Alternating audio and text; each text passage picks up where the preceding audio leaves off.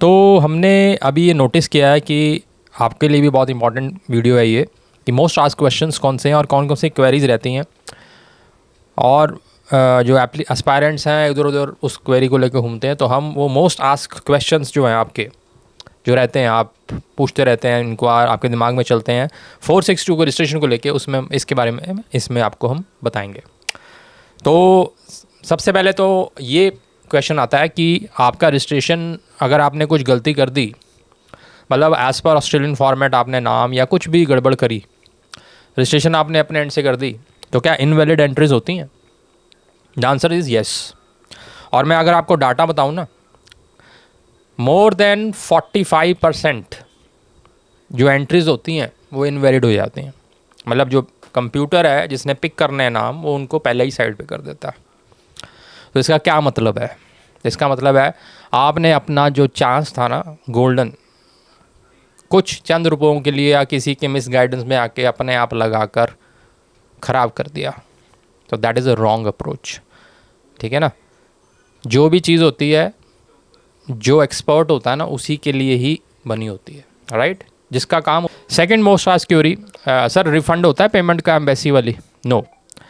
कोई भी कंट्री हो, कोई भी वीज़ा हो, कोई भी वीज़ा स्टेप हो, हालांकि ये अभी वीज़ा का स्टेप है, वीज़ा की एम्बेसी तो फिर अभी गई नहीं, तो ये अगर आपका नाम नहीं आया तो आपको कोई रिफ़ंड नहीं होता। ठीक है।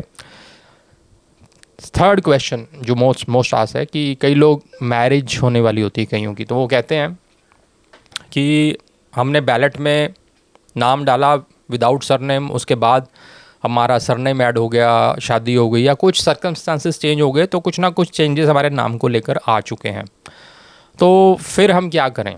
सपोज़ आपने बैलेट में किसी और नाम से डाला, उसके बाद आपका सब चेंज हो गया और जब सिलेक्शन हुआ तो वो पुराने नाम पर आया, तो व्हाट इज़ द सोल्यूशन? तो इसका सोल्यूशन बहुत सिंपल है, उसमें आप घबराएं मत।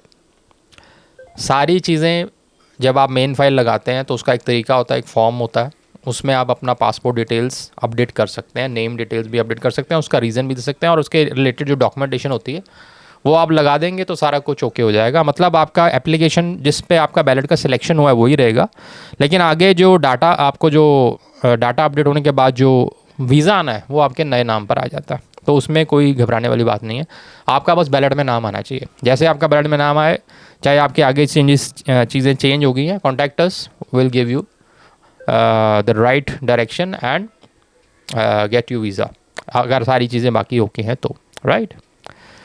चौथा क्वेश्चन जो बहुत पूछा जाता है कि 10+2 किया है, मगर मैंने वो हिंदी मीडियम में था, लेकिन जो लेटेस्ट बैचलर डिग्री की है वो मैंने इंग्लिश मीडियम में करी है, तो मुझे टेस्ट देना है या वही MOI वाला काम चल जाएगा?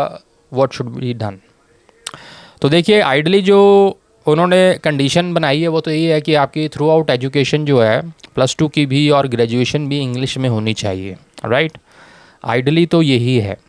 अब इस केस में अगर आपको टेस्ट डिफ़िकल्ट लग रहा है, मतलब आप चाह रहे हैं कि नहीं दिया जाएगा, तो बट आपकी ग्रेजुएशन इंग्लिश मीडियम में है, तो आप क्या करें कि आप सबमिट करें फ़ाइल, और फिर अगर उनको कोई क्वेश्चन रेज़ होगा, MOI लगाकर आप रेज़ कर सकते हैं। ठीक है। तो MOI करा के आप अपना एप्लीकेशन, अगर आपको MOI का फॉर्मेट हमारे थ्रू चाहिए तो हम एक वेबिनार कर रहे हैं, तो वेबिनार में आप रजिस्टर हो, उसमें जो जो रजिस्टर करेगा उसको हम ये फॉर्मेट्स फ्री ऑफ कॉस्ट देंगे, राइट। वो वेबिनार वाला जो वीडियो है शॉर्ट्स का हमने पिन कर दिया, ठीक है। MOI के लिए सबको रिक्वायरमेंट होगी, बाकी जो हमारे थ्रू जाते हैं उनको तो हम बना के देते ही हैं, राइट।